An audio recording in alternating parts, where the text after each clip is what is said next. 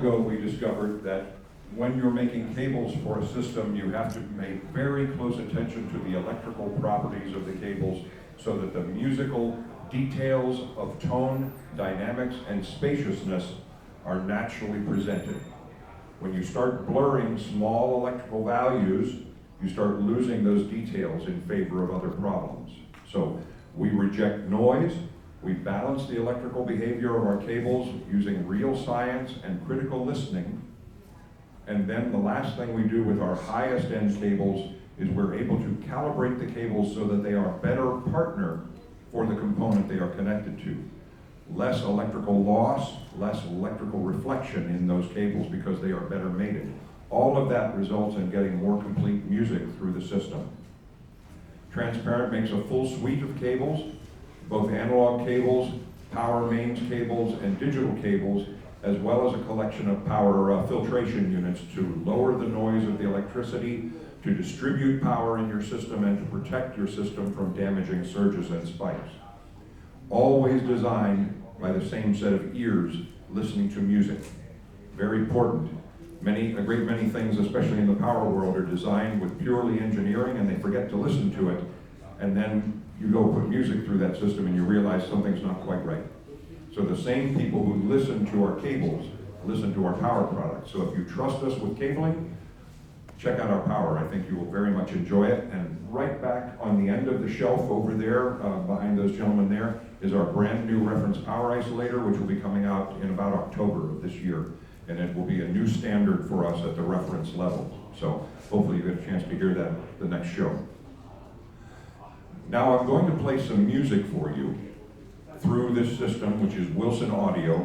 Transparent has a very long history with Wilson Audio. For a long time they have used our internal cabling in their speakers, but that's not really the key. The key is we both share products and listening habits. Wilson tries very importantly not to blur time. When you start messing with time, you change the way music is built. When we describe music, one of the things we talk about is frequency. Frequency is a relationship to time. So Wilson works to make sure time arrives at your ear with the minimum amount of disruption so that your brain can start thinking, this sounds more real. So we have used Wilson for a very long time to make sure we are evaluating our products without the speaker being a limitation. Great electronics like CH Precision, the same thing. Very high resolution, but always with a core of musicality. And then we can do our job to connect them. Because if you think about a system is a circuit from the very beginning to the very end. The source feeds to the amplification or preamplification and eventually ends up at the speakers. The whole time we are simply trying to take small electrical waveforms and make them bigger and bigger and bigger until they can drive a speaker. The issue is the cables are the longest part of that path, and they are the part that is unprotected. The signal goes out of the first box, it's out in a cable. Noise can get in, imbalance problems can happen. Then you go to the next box, back out to the cables. More noise can get in, more imbalance problems amplified from the first problems. So you see what's happening here. So if you're not very electrically precise through science and measurement and critical listening, you end up introducing problems. And that's what Transparent has done for many, many years, is to listen to the sounds of live music and correlate that with what we hear through audio systems, and then make our cables behave like live music, never shining one spotlight on just one thing. Because the funny thing is, if you listen to a cable and you go, I never heard that before, think to yourself, what's off in the shadows that you're not hearing? Music is much more complex than hearing just one set of frequencies or one note or one set of instruments. It's completeness. And we're going to talk about and play you some music that tells you about musical completeness. So the first thing is tone. Most people, when you're listening to a stereo system, a hi-fi system, you're listening to instruments. And your ear and your brain will perceive what those instruments are, their tonal colors, their volume levels, everything about them. So I'm going to Hey, the Love Unlimited Orchestra, Barry White, I love it. Or if you were in the United States, you'd be just about ready to watch a golf tournament. You remember that? Flying down the fairway. Okay, so, tone. So what I'm going to play for you is a wind quintet, right? 5 players. From the top down, an oboe, a clarinet, an alto saxophone, a bassoon, and a bass clarinet, okay? All different tonally, all have a certain woodwindy quality because they're reeded instruments, but they're very different. The oboe and the clarinet play very similar notes on the piano in terms of the range they cover, but they're very different harmonically because one is a cone and one is a cylinder. And because of that, the harmonics are excited differently, and you can hear that in the sound of the instruments. So when we play you this, follow each of the 5 instruments through this with all of their colors and shadings, and when they're bright in the top of their register, they're complete and singing, not sounding hard and hashy. When you hear the bass of the bass clarinet with a woody, reedy sound at the very bottom, and the warmth of that tone, the completeness of that is what we're after. So, this is a woodwind quintet from the Netherlands in Europe called Calefax, C-A-L-E-F-A-X. And this is an arrangement for winds of the final part of George Gershwin's Rhapsody in Blue. Now I know you're thinking to yourselves, that's supposed to have a piano in it. It is, but this version does not, and they play all of the piano parts on the woodwinds. So it makes for a wonderful musical version of this.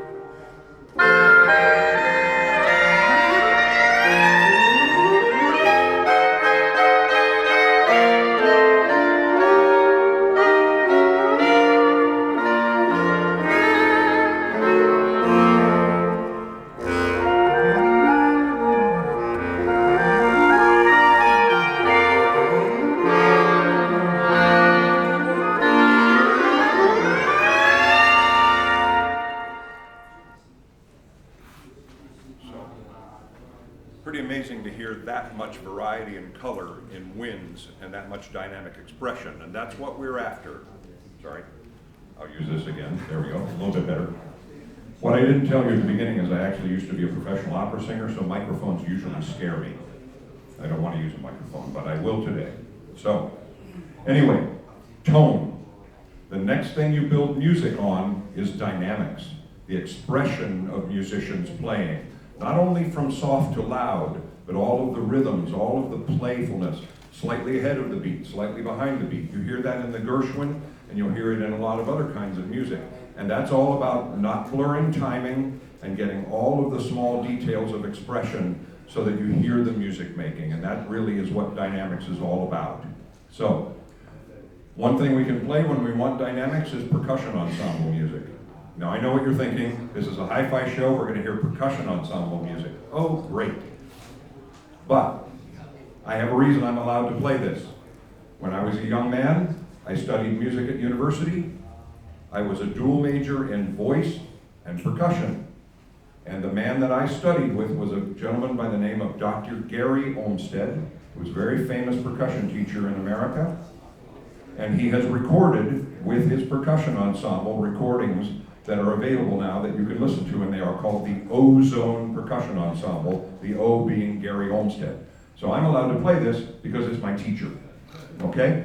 So we're going to play music that you might know if you've ever seen the movie about a jazz musician called Whiplash. And it is a multi-meter piece of music by Hank Levy, one of the great jazz orchestra composers. And this is Whiplash, played by the Ozone Percussion Ensemble to demonstrate dynamic expression in music reproduction.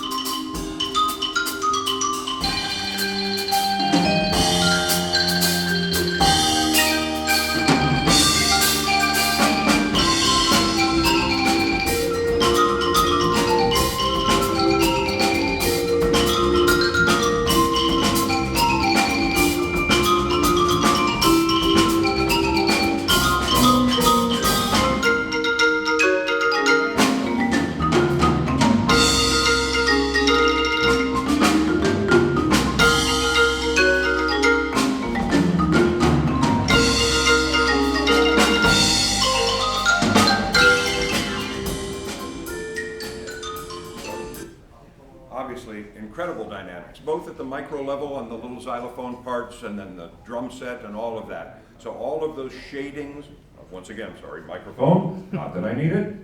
All of those shadings, all of that movement, all of that rhythm with all the timing intact tells your ear and your brain, hey, maybe what I'm hearing is real, as long as my company doesn't blur the details in the wires, and Wilson and CH Precision keep all of that musical integrity together. All right? Now the last thing, if you've got tone good, and you've got dynamics as complete as you can express by being very low noise and having a top ceiling that is not compressing your sound, the last thing that will tell you maybe what you're hearing feels more real is a natural sense of spaciousness. And I'm not talking about the hi-fi terms, sound stage and image depth. Those are very easy to manipulate. I'm talking about that sense that you get when you walk into a recital hall or a concert hall or a church of real spaciousness. And that is defined often by low frequency information that tells your brain, I'm in a place where long waveforms can happen. And then the time it takes for high frequency information to go out and come back and arrive at your ear will give you the illusion of real space. The second part of real spaciousness is lifelike scale. Don't make things bigger than they really are. It's nice, it's a nice lie, but it's a little bit of a cheat. So when you're talking about trying to figure out if your hi-fi system is truly accurate and truly musical, listen to things and make sure the scale and the spaciousness around them is lifelike and complete.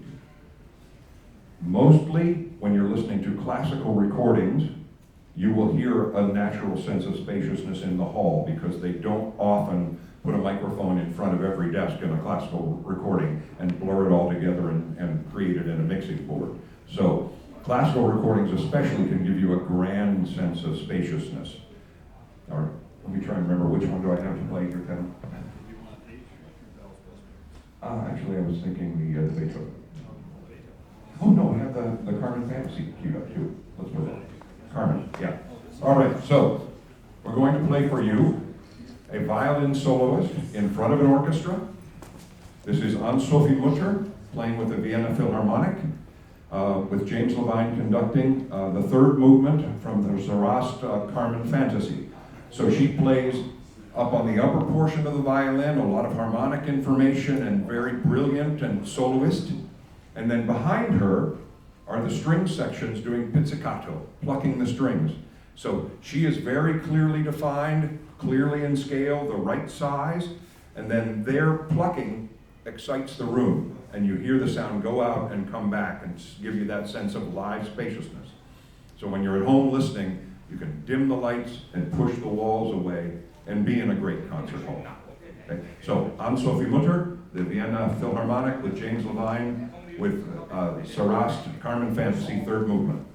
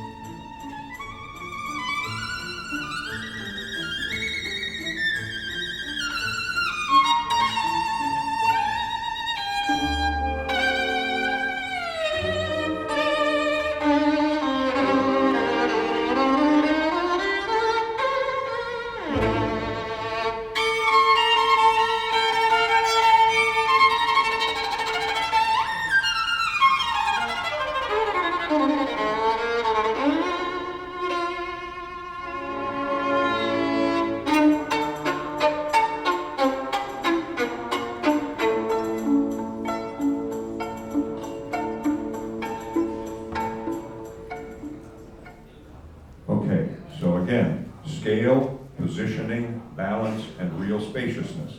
So now that we've assembled all of those wonderful things, tone, dynamics, and spaciousness, we're starting to get our system sounding like we're hearing musicians in a real space making music.